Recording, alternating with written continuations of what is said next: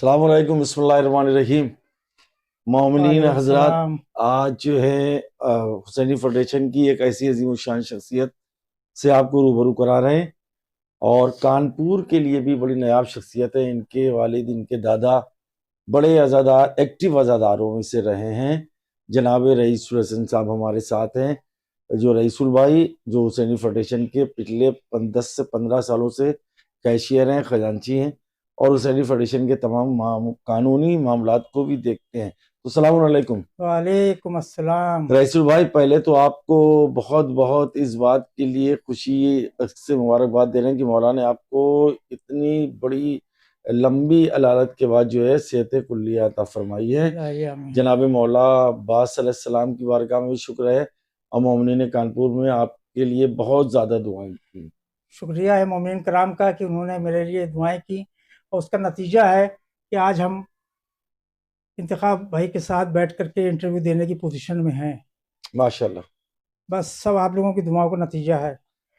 बस यूँ कह लूँ कि जो भी खिदमत हम करते हैं वो हमको ख़ानदानी वर्से में मिला हुआ बेशक। है। वालिद साहब मस्जिद के मुतवल्ली रहे, मैं भी फुलवाली गली मस्जिद को देखभाल रहा हूँ, जो खिदमत कर सकता हूँ कर रहा हूँ। हुसैनी फेडरेशन का क़याम सन 74 में हुआ था, और मैं नाचीज़ सन 75 से उसमें शामिल हूँ। माशाल्लाह। तो गोल्डन ईयर है कि आपका, हाँ, माशाल्लाह। 50 साल साल हो पूरे गए हुसैनी फाउंडेशन से जुड़े हुए। और आहा। मुख्तलिफ ओहदों पे रहा।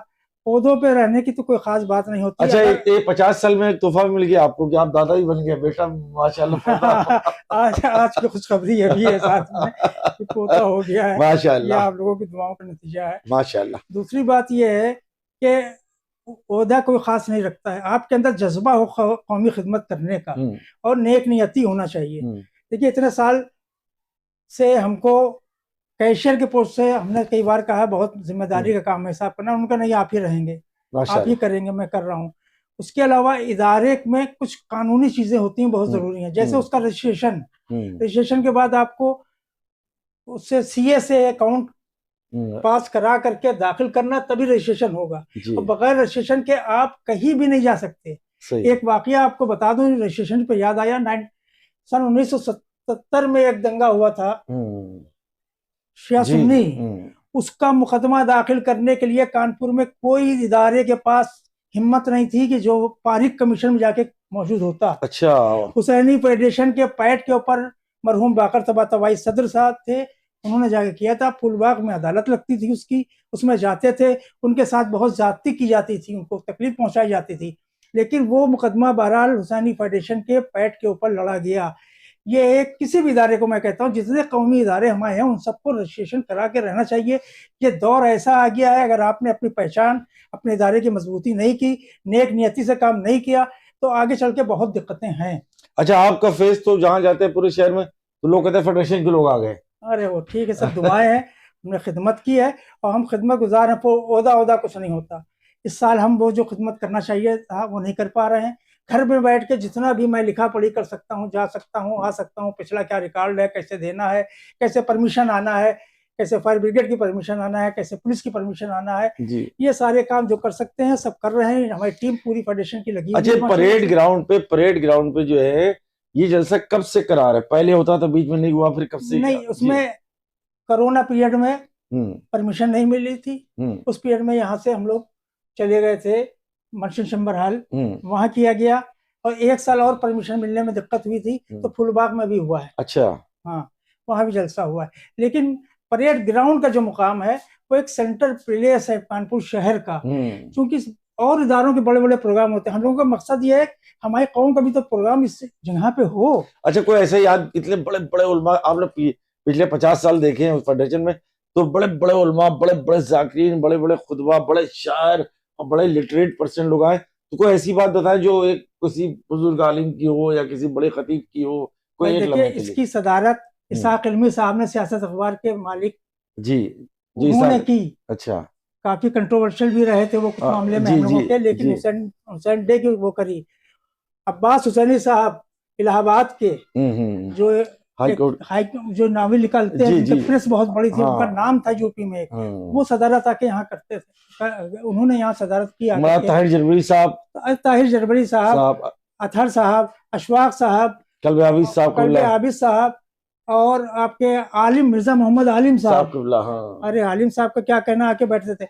और उनका अरे खतीब अलीगढ़ के, अच्छा वो हाँ, अलीगढ़ के फिरोज हैदर साहब, क्या खिताबत थी। और अच्छा उस जमाने में मजमा भी खूब सुनता था उन लोगों को, फलां इनको इंटरेस्ट होता था, एक खिताबत का एक जज्बा होता था। अब देखिए एक चीज और भी हो गई, पहले में और अब में वक्त की किल्लत हो गई है। अब किसी के पास इतना वक्त नहीं है कि जाजमऊ से या जूही से 3 बार आपके प्रोग्राम में आए, कहीं भी प्रोग्राम हो रहा हो, क्योंकि अब आदमी के पास वक्त नहीं है। आपको वक्त के हिसाब से अपने को ढालना पड़ेगा ताकि आप जाएं, आपको वक्त से तकरीर मिले, वक्त से काम हो और हम आए। अच्छा, हमने सबसे पूछा है रईसुल भाई कि इस साल जो आप लोगों ने बड़ा उम्दा काम कर रहे हैं बच्चों की एजुकेशन के लिए, और ये 16 तारीख को फेस्ट हुआ था, तो उसमें क्या कहना चाहते हैं बच्चों से आप? जो हम लोगों ने 2 साल से कोशिश कर रहे हैं इस बात की कि हम लोगों ने इससे पहले आपको बता दे बुक बैंक चलाया, लाइब्रेरी खोली रजा बाबू के नाम से। हमारा एक मकसद सैनिक फेडरेशन का सबसे ज्यादा पहले ये रहा है,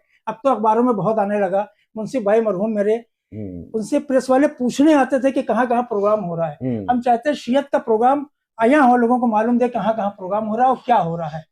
माशाल्लाह। तो ये प्रोग्राम हमारे जो होते थे तो उसमें लोग शिरकत करते थे, समझते थे आज प्रोग्राम किसका हुआ है, किस इदारे का हो रहा है और कहाँ पे हो रहा है।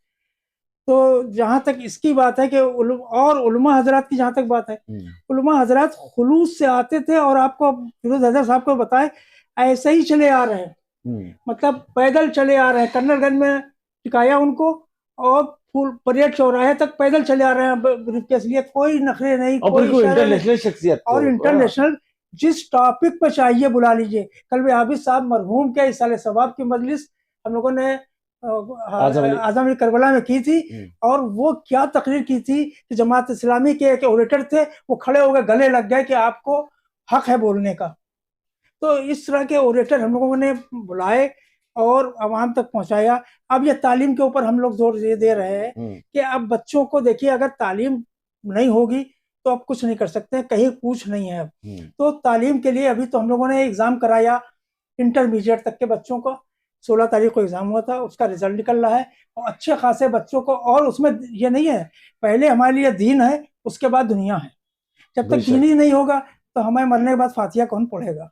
इसलिए हमको अपने बच्चों को दीनी तालीम देना है और दीनी के साथ दुनियावी तालीम भी देना है, ताकि वो दुनिया में जाकर के मुकाबला कर सके, सर्विस पा सके, आगे बढ़ सके। तो ये बच्चों को, काफी बच्चों को हम लोग पहले जलसे में इनामात भी देंगे। और उसका वो ओरेटर वो आ रहे हैं, आपको बता दें काजिम साहब है, पहले काजिम रजा साहब, उनका तो हाल ये है कि उनको सुनने के लिए टिकट बिकते हैं, तब वो बाहर तकरीर करते हैं। जी ओरेटर इस तरह के हैं जी। तो आप वो आ रहे हैं, उनका ये जज्बा है कि हम कौम के बच्चों को भी बताएं, हमारे कौम की, जैसे मैंने छोटेपन से तरक्की की है, हमारे कौम के बच्चे भी तरक्की करें, तो हम उनको बताएं। इसलिए हमारी गुजारिश है, जरूर वालिदैन से आप खुद आए, अपने बच्चों को लेके आए, ताकि वो मोटिवेट हो, सोचे कि हमको कैसे करना है। बल्कि उन्होंने तो हम लोगों से अलग तौर पर कहा है कि आप ये जलसे के बाद भी तैयारी करिए, कोई क्लास बताइए, तो हम महीने 2 महीने में आकर के उनको मोटिवेट करा करेंगे, ताकि वो मुकाबले में, कंपटीशन में हिस्सा कैसे ले और आगे कैसे बढ़ सकें। दूसरा जलसा जहाँ तक है हमारे पास, वो है मगरिब के बाद से, उसमें हमारे मुकामी नेशनल तो छोड़ दिया, इंटरनेशनल उलमा आ रहे हैं, इराक से आ रहे हैं जी, करबला से आ रहे हैं, नजफ अशरफ से आ रहे हैं। वो जो तकरीर करेंगे वो आपको बहरहाल आप मुतासिर होंगे। उसका पूरा इंतजाम हम लोगों ने किया है। हमारे यहाँ लंगर का भी इंतजाम है, गरीबों को बांटने के लिए कंबल का भी इंतजाम है, ये सारे इंतजाम किए गए हैं। अच्छा, लंगर का इंतजाम है? हाँ, लंगर का इंतजाम है, लंगर का इंतजाम है माशाल्लाह। चाय का इंतजाम पूरा रहेगा, और औरतों के बैठने का पूरा अलग से इंतजाम है, उनके लिए चाय का और लंगर का पूरा इंतजाम है। और कंबल का इंतजाम है, 100 कंबल तकसीम किए जाएंगे बाकायदा। तो ये पूरा प्रोग्राम हम लोगों का चल रहा है। और हम लोग जो प्रोग्राम कर रहे हैं, मोमिनीन से दरख्वास्त है, ये प्रोग्राम को आप परेड ग्राउंड पर जिस नज़रिए से हम लाए हैं, इसमें हमें आपके ताउन की ज़रूरत है। आप उसी जज्बे के साथ इसमें आइए कि ये आपका प्रोग्राम है, इस यहाँ प्रोग्राम की कामयाबी कौम की कामयाबी है, ये सोच करके हम लोग लाते हैं। यही मकसद है हमारा कि हमारी कौम पहचानी जाए, वो मालूम दे कि ये भी कुछ है, ये ऐसी जगह भी जलसे कर रहे हैं। माशाल्लाह, बहुत शुक्रिया रईसुल भाई। और आपने देखा नाजरीन इनकी 2-3 बातें आप नोट कर लें कि आपको परेड ग्राउंड पहुंचना है 7 तारीख को इंशाल्लाह, और मोमिनीन के लिए लंगर मौला का भी एहतमाम रहेगा। और उसके बाद जो है, जो ऐसे पर्सन है उनके लिए कंबल का वितरण होगा। और फिर उसके बाद जो बच्चे आ रहे हैं, जो 500 पूरे बच्चे आए हैं, सबको कंसोलेशन प्राइज ही मिलेगा। और जो लड़के टैलेंटेड हैं, बच्चे, लड़के लड़कियां हाई स्कूल इंटर के, एक बात कहना मैं रह गया हूँ, हाई स्कूल इंटर के जो बच्चे मार्कशीट जमा कर रहे हैं, काफी कुछ आ गई हैं, कम से कम फर्स्ट डिवीजन तो हों वो। तो हमने लोग पहले खाली यूपी बोर्ड को बांटते थे 6 बच्चों को, 3 हाई स्कूल 3 इंटर, लेकिन अब हम लोगों ने 2-3 साल से कर दिया है कि इंग्लिश मीडियम के बच्चों को भी बांटते हैं, उनका अलग क्राइटेरिया रखते हैं, यूपी बोर्ड का अलग रखते हैं, यानी कि 12 बच्चों को कर दिया है। शील्ड के अलावा भी कैश में भी उनको दिया जाता है हौसला अफजाई के लिए, यानी कि 12 बच्चों को हम लोग दे रहे हैं। उसके अलावा ये जो मार्कशीट आप लोग जमा करते हैं, मेरी दरख्वास्त है कि अभी वक्त है 1 दिन का, आप परसों तक, शनिचर तक आप अपनी मार्कशीटें फेडरेशन के जिम्मेदारों के पास जमा कर दें, ताकि उनको संडे को हम लोग शामिल कर सकें और इनाम में बच्चे इनाम पा सके। माशाल्लाह, बच्चों के लिए तो बिल्कुल बल्ले बल्ले है। सभी बच्चों से गुजारिश है कि जरूर संडे में आए। और अब रईसुल भाई साहब कहेंगे अगले साल से बुजुर्गों के लिए कुछ इंतजाम कर दिए, बच्चे माशाल्लाह इतने निकल रहे हैं। मौला सलामत रखे रईसुल भाई को, और मौला शिफा याब करे और बात सेहत रखे। ये हमारे कानपुर के असासा हैं, और अल्लाह इनको सलामत रखे, आबाद रखे। मेरे यूट्यूब चैनल इंतखा वालों काज़मी ऑफिशियल को जरूर लाइक और सब्सक्राइब करेंगे। बहुत शुक्रिया, बड़ी मेहरबानी।